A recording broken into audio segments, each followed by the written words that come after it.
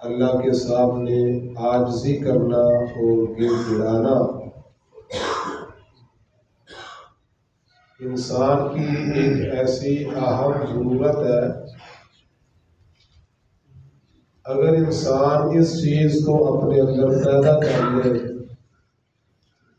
تو اللہ تعالیٰ انسان کو دنیا کے سارے دونوں سے محفوظ فرمائے۔ جو انسان اللہ کے سامنے روتا ہے نا، وہ در در کے رونے اس سے محفوظ ہو جاتے ہیں۔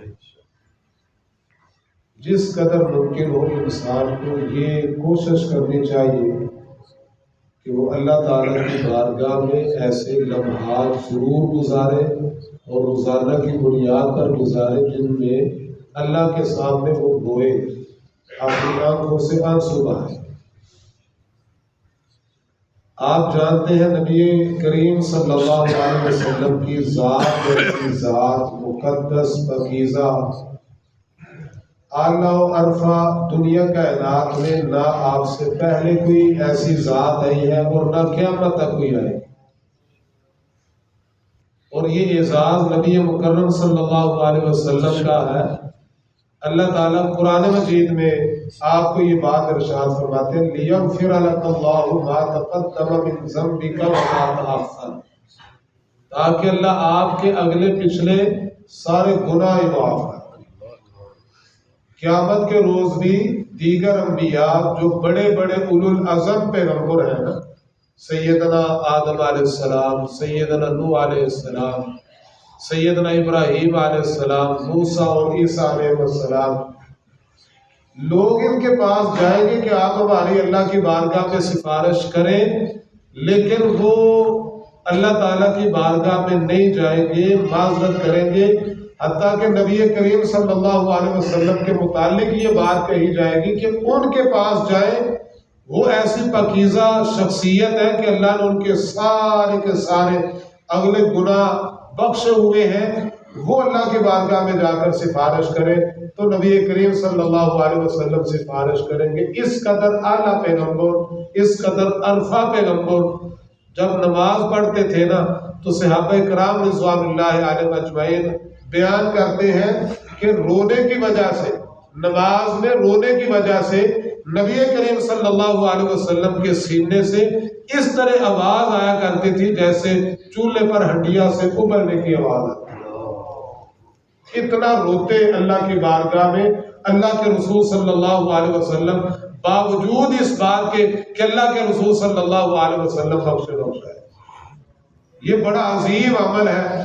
نبی کریم صلی اللہ علیہ وسلم کا ارشاد، عبداللہ بن عباس رضی اللہ تعالی عنہما اس حدیث کے راوی ہیں، عینان لا تصیبہما النار، دو آنکھیں اس طرح کی ہیں کہ ان کو جہنم کی آگ چھو نہیں سکے، وہ جہنم سے محفوظ رہیں گے۔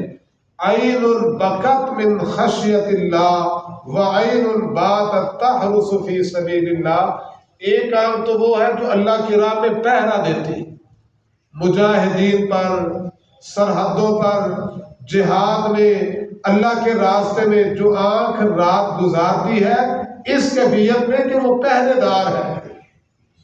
نمبر دو، وہ آنکھ جو اللہ تعالیٰ کے خوف سے، اللہ کی خشیت سے اپنے سے آنسو بہا دیتی ہے۔ یہ جو انسان کی آنکھ سے نکلنے والے آنسو ہوتے ہیں نا، وہ بھی اللہ کے خوف کی وجہ سے، بے شک وہ معمولی سا قطرہ ہوتا ہے، شاید وہ کسی چڑیا کی پیاس نہ بجھا سکے، لیکن وہ اللہ کے ہاں اتنا مقبول قطرہ ہوتا ہے، انسان کی زندگی کے سارے گناہ معاف ہو جاتے ہیں، اللہ کا غصہ ٹھنڈا ہو جاتا ہے۔ یہ انسان جو اللہ کی خاطر روتا ہے اور اپنے گناہوں کی وجہ سے روتا ہے۔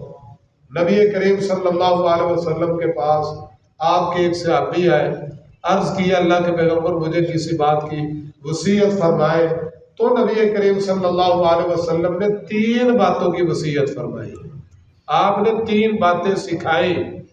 نمبر 1 آپ نے فرمایا املک علیک لسان، آپ اپنی زبان کے مالک بنو، اپنی زبان پہ قابو پاؤ، زبان کو بے قابو نہ چھوڑو، فرمایا اس زبان کا مالک بن، ایک وصیت تو آپ نے یہ فرمائی. نمبر 2 فرمایا وَلْيَسَعْكَ بَيْتُكَ، اپنے گھر کو اپنے لیے وسیع سمجھو، اپنے گھر میں ٹھہرے رہو.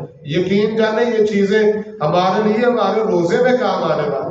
انسان اپنی زبان کو بھی قابو میں رکھے، اپنا فارغ وقت انسان گلیوں میں بازاروں میں گھومنے کی بجائے، پارکوں میں بیٹھنے کی بجائے انسان اپنے گھر میں گزارے.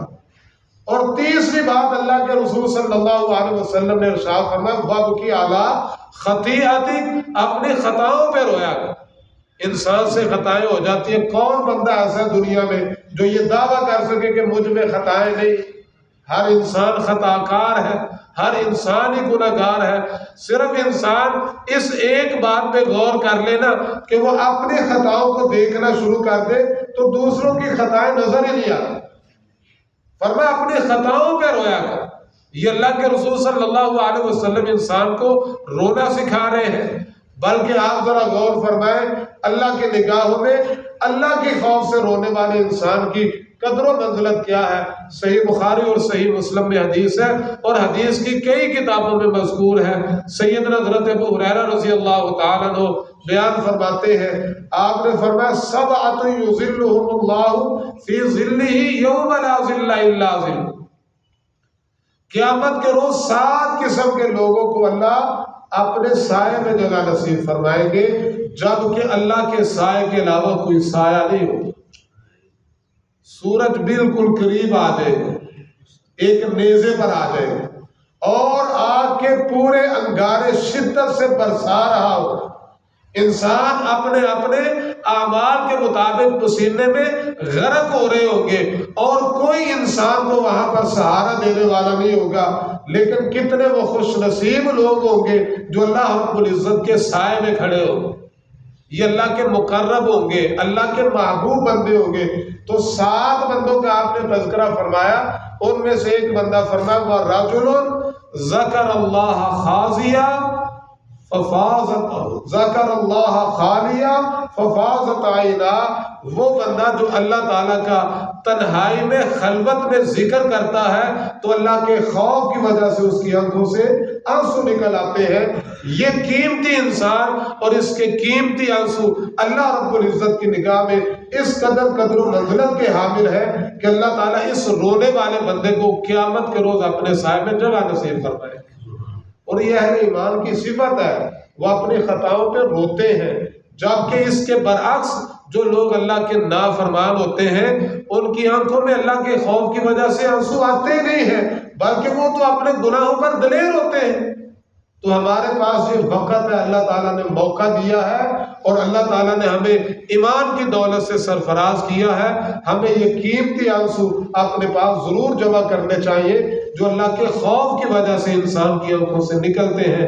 اللہ کے حضور دعا ہے اللہ مجھے آپ سب کو سمجھنے عمل کرنے کی توفیق نصیب فرمائے.